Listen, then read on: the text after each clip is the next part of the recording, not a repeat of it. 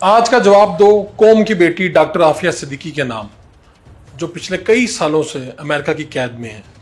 पाकिस्तान के अंदर तमाम सियासी जमातें ये चाहती तो ज़रूर हैं कि वो रिहा हों, लेकिन इसके लिए अमली जदोजहद कौन कर रहा है, कैसे रिहाई हो सकती है, कौन लोग हैं जो मैदान में मौजूद हैं।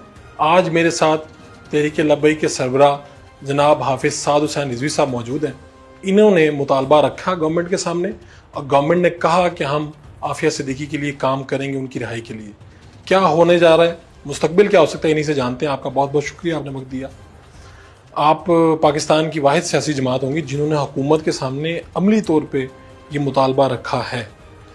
आफिया सिद्दीकी साहिबा के बारे में बहुत सी बातें की जाती हैं, असल मामला क्या है? यानी मुतालबे तो बाद में आएंगे, डॉक्टर आफिया सिद्दीकी का मामला क्या है? लोग कहते हैं कि उनके जो जुराइम हैं वो बहुत ज़्यादा हैं। बिस्मिल्लाहिर्रहमानिर्रहीम। बहुत शुक्रिया फ़ारूक भाई। डॉक्टर आफिया सिद्दीकी का मामला जो है, जिस गुनाह पर उन्हें सज़ा दी गई है बकौल उनके, अगर वो गुनाह थोड़ी देर के लिए मान भी लिया जाए तो एक पिस्टल तानने का जो गुनाह है, क्या वो 86 साल कैद है? उन तमाम चैम्पियंस के लिए सवाल है जो इंसानी हुकूक के चैम्पियन हैं दुनिया में, और वो जो हुकूक निस्वा के ऊपर अरबों रुपए खर्च कर रहे हैं, वो किस मकसद के लिए कर रहे हैं वो तो मकसद ज़्यादा है। लेकिन उनसे सवाल है कि क्या पिस्टल तानने की सज़ा किसी अमरीकी को भी अमेरिका में 86 साल सुनाई गई है? और दूसरी बात यह है कि दुनिया में कहीं इसकी नज़ीर मिलती है कि किसी भी मुजरिम की, जिसकी सिर्फ उनके नज़दीक गुनाह यह है कि उसने पिस्टल छीना है या ताना है, बकौल उनके, अगर एक गुनाह मान लिया जाए, हम तो बेगुनाह समझते हैं इस मसले में, हम तो बेगुनाह इस मसले में समझते हैं उनको, लेकिन उनकी कस्टडी में उनके ऊपर पिस्टल ताना, और वो गोलियां भी लगी डॉक्टर आफिया सिद्दीकी को, जो उनकी रिपोर्ट है, एक फेक रिपोर्ट है, उसके मुताबिक भी दुनिया में कोई ऐसी मिसाल जिस पर 86 साल कैद सुनाई जा सके। फिर उसमें से 23 साल, तकरीबन 23 साल और इससे ज्यादा अरसा वो अपनी कैद का गुजार चुकी हैं, और फिर उनके साथ 23 साल उनके बेटे के, जिसकी उस वक्त उम्र शायद 6 साल थी। ये दोनों की उम्र मिलाई जाए तो ये कहाँ बनती है? तकरीबन 46 साल उम्र बनती है। 46 साल कैद उनके इस जुर्म के मुताबिक गुजार चुके हैं, तो 86 साल, ये तो मुजबरी कैद से भी तकरीबन आधी कैद से तो ज्यादा गुजर चुके हैं। आप ये समझते हैं कि वो गुनाह जो उन्होंने किया नहीं, उसकी सजा तो वो भुगत चुके हैं, और इसकी सजा ऐसे कैसे है ये पहले साबित करें। दूसरी बात यह है कि आज तक हमारे नज़दीक जो तो केस उनका सामने आया है, किसी भी गवर्नमेंट ने संजीदगी से नहीं। अभी जो आफिया साहिबा के वकील हैं, उन्होंने आकर एक तरीक़ाकार आपके वज़ीर आज़म पाकिस्तान के सुपुर्द किया है, उन्होंने उसको भी कॉन्फिडेंशियल कर दिया। उन्होंने बताया कि कैसे रिहाई मुमकिन हो सकती है। उनको उन्होंने उस तरीक़ाकार को भी कॉन्फिडेंशियल कर दिया। ठीक है, कॉन्फिडेंशियल करें, किसी को क्रेडिट नहीं चाहिए, हम कहते हैं हम नाम भी नहीं लेंगे, लेकिन कौम की बेटी है, इसमें कोई शक नहीं कि कौम की हज़ारों बेटियां यहाँ भी हैं, लेकिन यार एक अरसा बहुत है। आप कहते हैं ये पाकिस्तान की गैरत और हमीयत का मामला, पाकिस्तान की गैरत और हमीयत का मामला भी है। पाकिस्तान और इस्लामी तारीख में किसी ऐसी जगह कोई वाक़या नहीं मिलता कि किसी ने अपनी बेटी फरोख्त की हो चंद डॉलरों के, और फिर उसकी शनाख्त से भी उसके दिल पर गिरां गुजरे कि जनाब हमने इसको मानना भी नहीं। ये जो है, तो आपने पाकिस्तान बचाओ मार्च किया, उसके बाद जब आप हुकूमत के साथ आपकी मुज़ाकराती कमेटी बैठी तो इसमें ये मुतालबा रखा। यह मुतालबा तो हम कराची से लेकर चलते हुए आए यहाँ पर। अब हुकूमत ने इस पे क्या आपसे हुकूमत ने कहा है जी आप हमें तरीकाकार बताएं, हम क्या कर सकते हैं। तो फिर इसके लिए हमने डॉक्टर फौजिया सिद्दीकी साहब से राब्ते में उनको उन्होंने कहा जी इसके लिए आप ख़त लिखे हमारी वज़ारत ख़ारजा, फिर उसका स्टेटस बहाल करें। डॉक्टर आफिया सिद्दीकी का पाकिस्तानी सिटीजनशिप इतनी देर में उनके एक्सपायर हो गई होंगी, पासपोर्ट भी, आईडी कार्ड्स भी, और जो भी चीज़ें हैं, तो सिटीजन उनका स्टेटस बहाल करे। और ये सारी चीज़ें जो उन्होंने रखी हैं वो हमने सारी उनकी रखी हैं। हमारे सामने अभी तक हुकूमत ने कोई ऐसी बात नहीं की कि हम इस मसले में दाएं बाएं होंगे। उन्होंने कहा जी जिस तरीके से हो ये आना चाहिए। और फिर क्रेडिट की बात आई, हमने कहा हम खामोश हैं, आप करें। अभी भी हम देने के लिए तैयार हैं कि ये सारा कुछ हुकूमत ने किया है, जिस दिन हो जाए। अगर नहीं करेंगे तो फिर صاف ظاہر ہے تنگ آمد بجنگ آمد، ہم کوئی اگلا راست قدم اٹھانے کے لیے مجبور ہوں گے کہ امت اس جگہ پر، اور یہ قوم کی غیرت کا مسئلہ ہے، قوم کی اہمیت کا مسئلہ ہے، ملی مسئلہ ہے، ایک پورا قومی پاکستانی قومیت کا مسئلہ ہے. یار جو گالی دے کر ہمیں کیا ہوا ہے کہ یار آپ ان کی بات کرتے ہو، یہ تو امریکہ کے ویزے کی خاطر، ان کے منہ پر کوئی ایسی بات انہوں نے کیوں کی ہے؟ ایسی وجہ سے ہی کی ہے کہ یار اپنی بیٹیوں کے لیے کوئی نہیں بولتا، اپنی اہمیت کے لیے نہیں. اور آپ مجھے تاریخ میں بتائیں کسی نے بیٹی بیچی ہو اور نہیں کسی نے اپنی بیٹیوں کو ماننے سے انکار کر دیا، یہ تو عجیب سی بات ہے. تو آپ کیا یہ ڈاکٹر فوزیہ کی ڈاکٹر عافیہ سے ملاقات بھی ہوتی ہے؟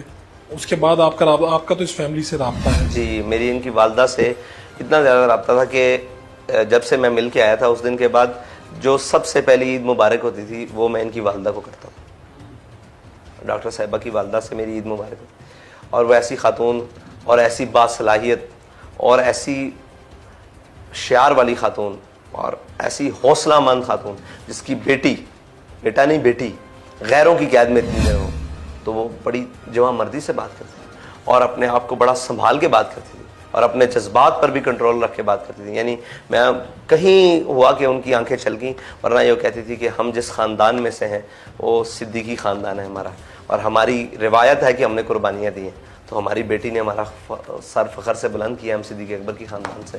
تو ایسی وہ بات کرتی تھی. تو ابھی ڈاکٹر عافیہ سے ملاقات کے بعد ڈاکٹر فوزیہ سے آپ کا رابطہ ہوا یا آپ کیا سمجھتے ہیں؟ جی ہماری جو ٹیم ہے باقاعدہ لیگل ان کا مسلسل فوزیہ بہن سے رابطہ. تو آپ کو کیا سمجھتے ہیں کہ اب تو کچھ افراد مل کر بھی آئے، جیسے وہ بھی ملی، پارلیمنٹرین بھی مشتاق صاحب ملے، وکیل کی بھی ملاقات ہوئی، تو آپ کو لگتا ہے کہ اب یہ اتنے سالوں میں جو معاملہ نہیں ہو سکا تھا اب یہ ممکن ہو پائے گا؟ اب کوشش تو پوری ہے اور ہماری کوشش ہر طرح سے ہے کہ حکومت کسی نہ کسی طریقے سے اس کو سیریس لے اور اس پر جو بھی عملی اقدامات ہیں، تحفظات ہیں، اداروں کے ہیں، سب کے ہیں، ان سب کو بٹھانا. اگر ان کی فیملی سے کوئی بات ہے تو ان کو بھی بٹھانا چاہیے، ساری باتیں کر کے کم از کم ان کو واپس لے کر آنا چاہیے. ایک شارٹ کمرشل بریک، واپس آئیں گے تو ڈاکٹر عافیہ صدیقی کی کیس پہ بات کریں گے کہ آخر یہ معاملہ کیا ہے.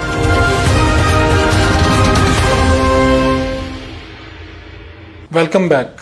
آپ اپنے جو سیاسی جو آپ منشور دیں گے الیکشن کے لیے، کیا اس میں بھی اس کو حصہ بنائیں گے؟